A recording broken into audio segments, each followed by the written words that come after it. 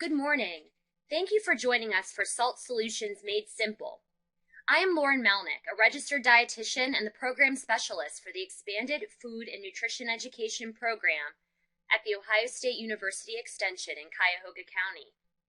Today I will be discussing the new 2010 Dietary Guidelines for Sodium. As you know, Americans eat a lot of salt. Most of the time, consumers aren't even aware that they are adding so much salt because of the high amounts of sodium that's embedded in our processed food supply. In fact, hidden salt in the food supply has made it even more difficult for Americans to lower their overall intakes of sodium, leading to higher blood pressure and an increased risk for cardiovascular disease. Later in the presentation, I will talk about some of the efforts being made nationally to decrease salt in the food supply. There are also many small yet significant lifestyle changes that can aid in lowering the risk for high blood pressure. I will be talking about some of these small steps today.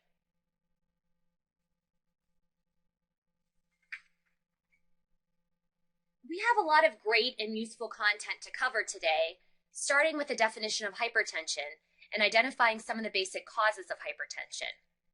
I will also explain the synergistic relationship between sodium and potassium. My main goal is to highlight the basis for the new 2010 Dietary Guidelines for Americans recommendations for sodium and potassium. Why are these nutrients of concern for the American public? We will interpret the food industry's response to the new recommendations. This is a united movement by major food companies to improve the content of food sold in America. Lastly, we will talk about the treatment of hypertension and small steps we can take at home, in the kitchen, and in our everyday lives to improve cardiovascular health. To define hypertension, we first need to define blood pressure. Blood pressure, as shown by this diagram, is the measurement of force applied to the artery walls. Our artery walls are pliable, yet sensitive to pressure. When the arteries become constricted, blood cannot move easily through the body. This is what is happening when our blood pressure increases. And just like anything else that is withstanding more pressure than it can or is designed to do, the arteries will damage under pressure and lose their effectiveness.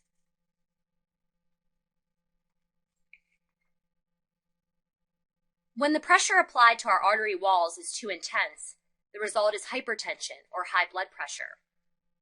Blood pressure is measured in millimeters of mercury using two numbers. Systolic blood pressure, the top number of the reading, represents the force of blood through your blood vessels during your heartbeat. Diastolic blood pressure is the bottom number of the reading and represents the force of blood through your blood vessels when your heart is at rest or in between heartbeats. Systolic blood pressure naturally increases as you age. Diastolic blood pressure should lower as you age.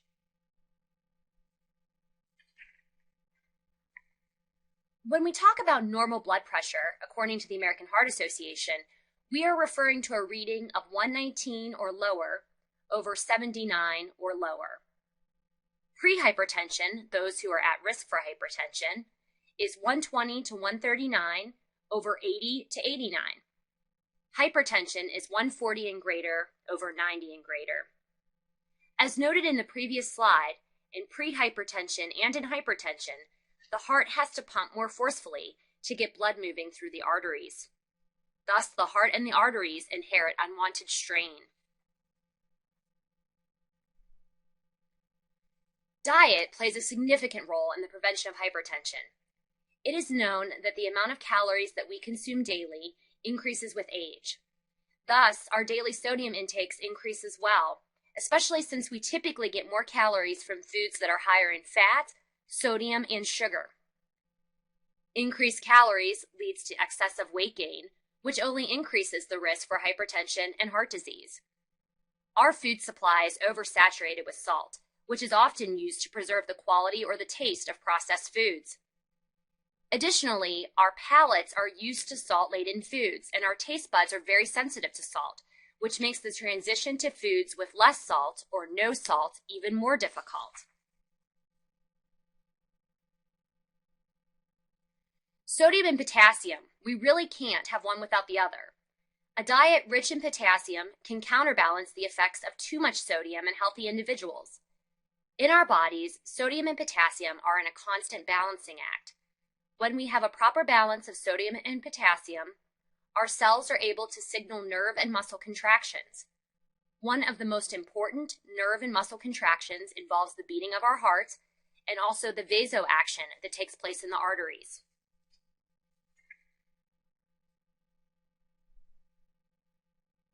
Fortunately, we know a lot about the role of potassium and sodium in hypertension.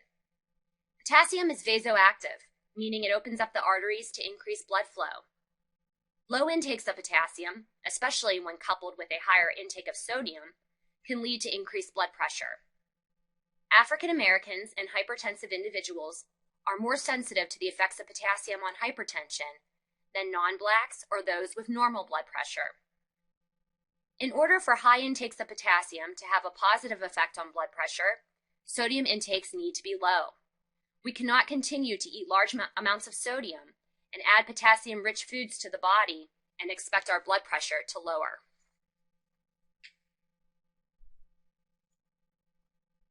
In the 2010 Dietary Guidelines for Americans, potassium has been labeled a public health nutrient of concern because of overall low intakes across the lifespan of populations.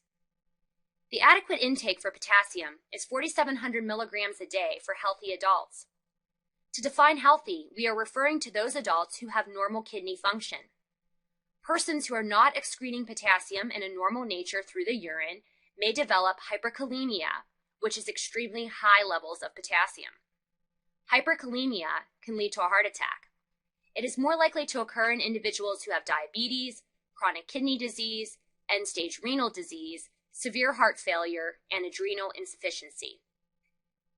Overall, Americans consume considerably low amounts of potassium. The average intake for adult men is 3,200 milligrams a day. For women, it is 2,400 milligrams a day. We know that non-Hispanic blacks consume less than non-Hispanic whites. Low intakes of potassium among Americans is surprising because potassium is found in a wide variety of foods. The best sources of potassium in the diet are fruits and vegetables.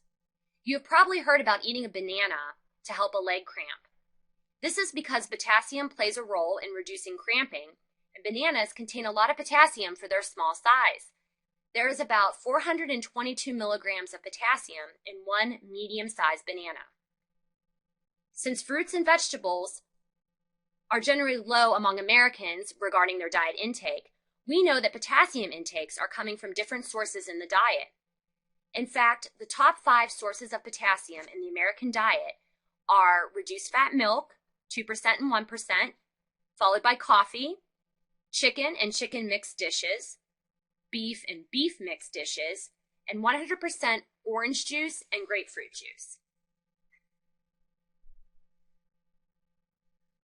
The role of potassium and its effect on health is quite significant in the newest edition of the Dietary Guidelines. Because of low intakes of potassium across the lifespan, it is particularly important to bring the health benefits of potassium to the forefront. We know that increased intakes of potassium, when coupled with low intakes of sodium, reduces blood pressure. It is important to note that most of the studies reviewed by the 2005 and 2010 Dietary Guidelines Advisory Committees looked at the impact of potassium supplements in the form of potassium chloride on blood pressure. Very few trials overall have looked at the effects of food sources of potassium on blood pressure. It is true, however, that diets high in fruits and vegetables, and therefore potassium, tend to decrease blood pressure. The 2010 Dietary Guidelines also cites potassium's possible role in lowering the risk of stroke and heart disease, as well as preventing bone loss and kidney stones. Now back to sodium. We know that potassium is a public health nutrient of concern, but sodium is a huge issue as well.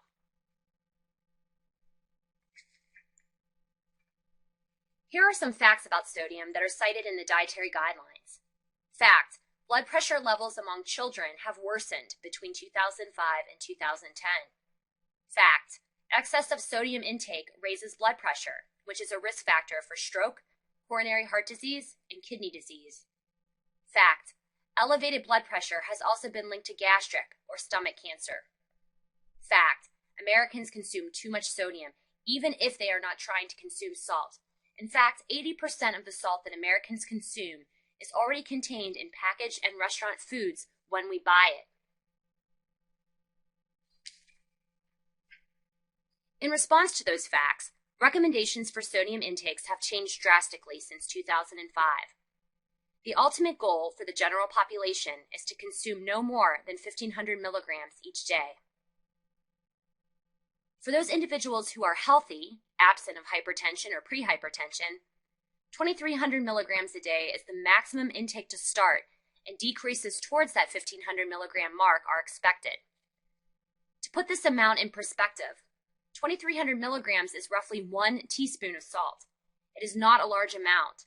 1,500 milligrams is about 2/3 of a teaspoon.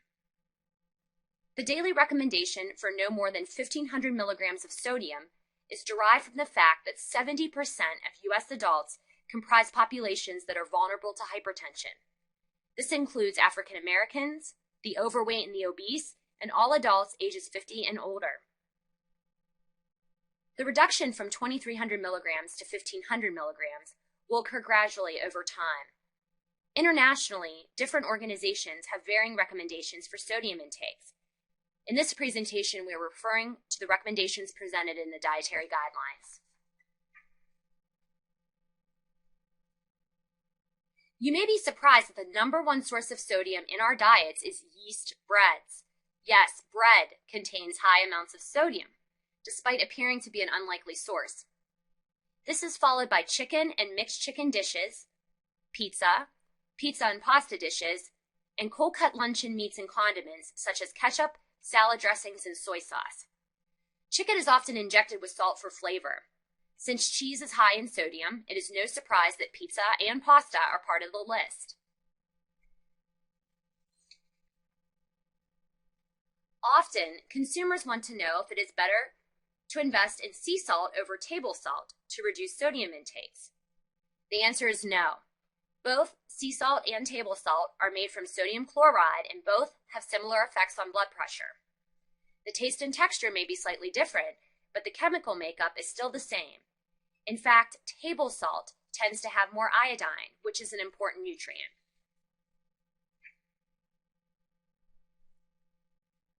To summarize the seriousness of hypertension, let's look at the facts. Nearly 1/3 of Americans have hypertension. Another 1/3 are prehypertensive. Less than 40% of those with hypertension actually have it under control, and hypertension can progress consistently without any dietary intervention. Adults 50 years of age and older now have a 90% lifetime risk of being hypertensive. Hypertension is a risk factor for cardiovascular disease, stroke, and kidney failure, making it a leading cause of death internationally. Treatment of hypertension varies depending on the severity of the condition. In stage 1 hypertension, which is defined by a blood pressure reading of 140 to 159 over 90 to 99, dietary intervention is typically prescribed first. This may include the DASH diet, which stands for Dietary Approaches to Stop Hypertension. The DASH diet is a low-fat meal plan that includes lots of fruits and vegetables and low-fat dairy products. Patients are also advised to limit alcohol intake and lose weight if they are overweight or obese. In general, dietary changes have the greatest effect on blood pressure for those with normal blood pressure or for those who are prehypertensive. We should also remember that dietary changes can lead to less dependence on medications.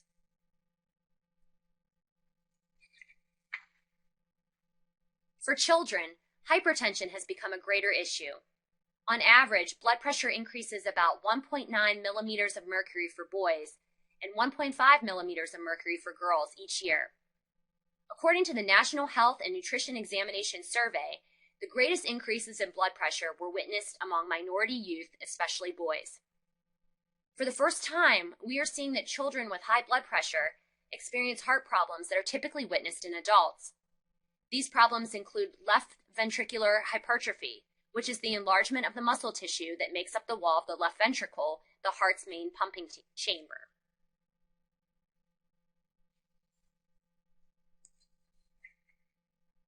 The 2010 dietary guidelines have identified a small yet significant role for breastfeeding in the prevention of hypertension. We know that young infants have a difficult time regulating salt intakes. Human milk also has a low concentration of sodium. Since the late 1970s, infant formulas have also lowered their sodium content, but human milk is still the lowest. Research has shown that breastfeeding is associated with lower blood pressure at follow-up, and these follow-ups have taken place anywhere from 3 to 60 years later. Breastfeeding, in part because of the self-regulation of food intake by the infant, is also associated with healthier weight gain patterns and decreased obesity, which may result in a lower salt intake. Before we finish today, I want to mention the role of environmental change in reducing sodium intakes among Americans. Perhaps the greatest role in this environmental shift is that of the food industry.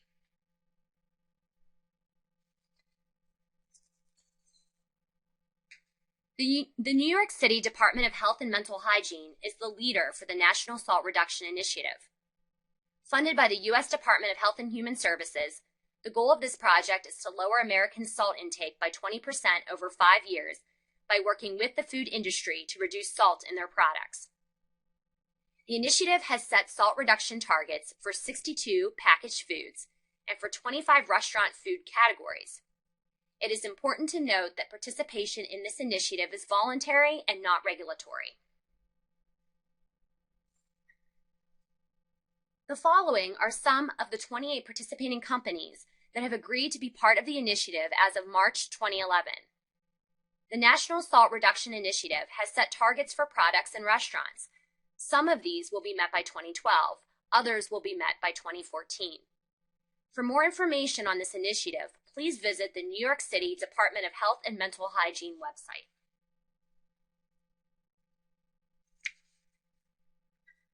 Reducing sodium in the food supply is a money saver for Americans. Research shows that sodium reduction will cost little to food companies, but has the potential to majorly impact healthcare costs. By reducing 400 milligrams of sodium each day per consumer, we may prevent approximately 32,000 heart attacks, 20,000 strokes, and 28,000 deaths each year. Nationally, we will also save about $7 billion in healthcare costs. In summary, for those of us who are healthy or at risk for hypertension, we can prevent and treat rises in blood pressure with small lifestyle changes. This includes consuming a diet high in fruits and vegetables, whole grains, and also low-fat dairy, thereby getting in some of the nutritious sources of potassium. Limiting salt intake, using herbs and salt-free seasonings to flavor foods, limiting our intake of saturated fats, quitting smoking if it's a habit, exercising daily, and practicing regular stress relief tactics. At this time, we are going to transition over to our kitchen at Ohio State University to see just how easy it can be to prepare foods with less salt, but with a lot of good taste.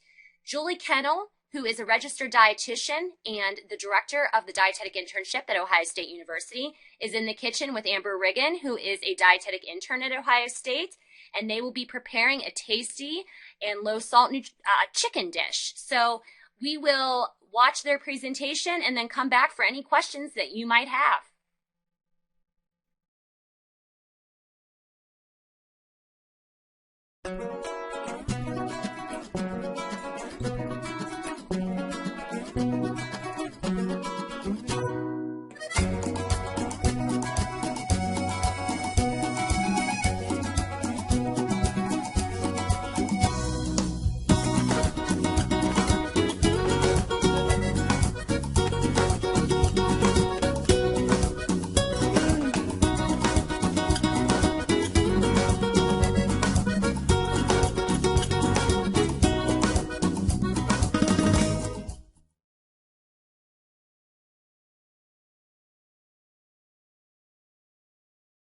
So we have, again today, Amber is here from Ohio State Community Nutrition, dietetic intern working with the program. And today you're going to give us some tips for what kinds of spices to use instead of salt. Is that right? Yeah, I have some ingredients here for a no salt seasoning. You can use it on a variety of different things. Chicken, fish, pork, it'll taste good on just about anything. And so I'm actually going to mix everything together in a plastic bag.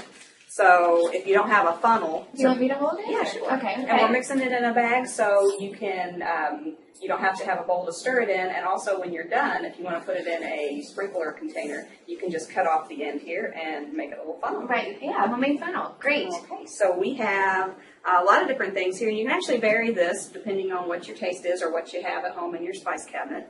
But we'll start out with 2 tablespoons of onion powder. Okay. Then we have 2 tablespoons of garlic powder, 2 teaspoons of red pepper flakes. You can make this just a little For bit a little less. spice. Okay. Yeah. We have 1.5 teaspoons of ground thyme. Have 1 teaspoon of black pepper. And we have, let's see, this is 1 tablespoon of paprika. Okay, and that adds a nice little color to it as well, doesn't it? Yeah, especially with chicken, it's nice to have a little color to it. Now, is this cheaper than just buying a mix at the store? Initially, it won't be unless you already have all the ingredients, but the ingredients can be built over time. So if you buy just the basics, the onion powder, the garlic powder, the black pepper, it will be a little bit less expensive to start out that way. All right. So if you don't have, say, the thyme, you can leave that out and it won't. Leave it out and it's okay? Yeah, it won't okay. affect the taste that much. Right.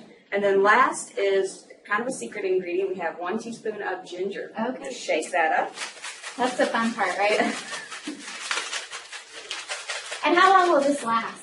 That'll last about 6 months or so, as long as you keep it tightly sealed up so moisture doesn't get to it and cake it up.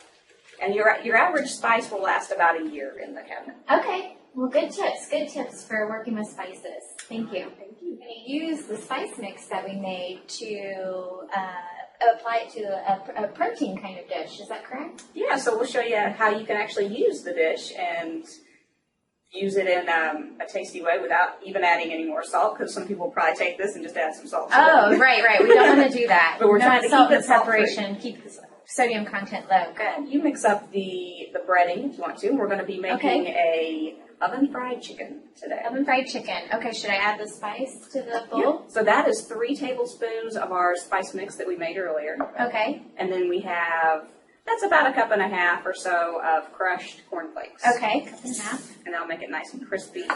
To help that stick, we have 1/2 cup of milk. Now, I know we're making chicken today, but could you also do this with other meats? You sure can. It would be good on a pork and also a fish. Especially good on a pork, though. Okay. So we have a couple of pieces of chicken here, and this is bone-on chicken. You can use a boneless breast, but it won't take quite as long to cook. Oh, and I see that you removed the skin. Is that something you should do before? Well, if you leave the skin on, it would be okay, except for we're not wanting to really eat that much fat from your animal products. So it would, if you remove the skin afterwards, then you'd be removing all the goodness. Oh, bread. right. The crust would be Yeah. gone. You're demonstrating both the white meat and the dark meat. Yes. So you can use them both. Okay. And we're putting it on the same pan, but if you're doing this at home, you want to make sure that you're not going to cook the chicken breast and the leg the same amount of time. The same amount of time, right? Okay. And how long should we cook the chicken? The chicken breast will take anywhere from 45 minutes to an hour, Okay. or even a little bit more than that, depending on the size of your chicken breast. Now, the leg will probably take more like 45 minutes or so total. Okay. We will put this on a prepared baking sheet with a little bit of olive oil on the baking pan here. And you just want to cover that up with foil. Cook it for about 30 minutes, remove the foil, and then another 30 minutes or so. But remember to check your leg for doneness after the first 15 minutes after. You said cook the chicken to 165, but how do you really know if it's done? How do you know if it's reached 165? Well, you should really use a meat thermometer. Okay. So it's a good investment for everybody to make, just to make sure your food is centered on. And wait till it reads the outside temperature, and make sure that you insert it up to where the crease is, at the deepest point of the meat. Okay, at the deepest point of the meat. That way you know the whole meat, the whole piece of chicken is cooked to the proper exactly. temperature. So say if I took the temperature down here, it could say 165. But we wouldn't know if the center was done. Exactly. Okay, got it. Well, it looks like we're good Looks there. like it's done. So we'll go ahead and let you It dig looks in. delicious. I'll get some of that crust with our spice on it. That's good. The chicken is more, it's got a little kick to it. There's a little bit of spice there. Spice. Very nice I bet you without the wouldn't realize sodium. there's no I would have salt in it. never guessed that there's not any added salt.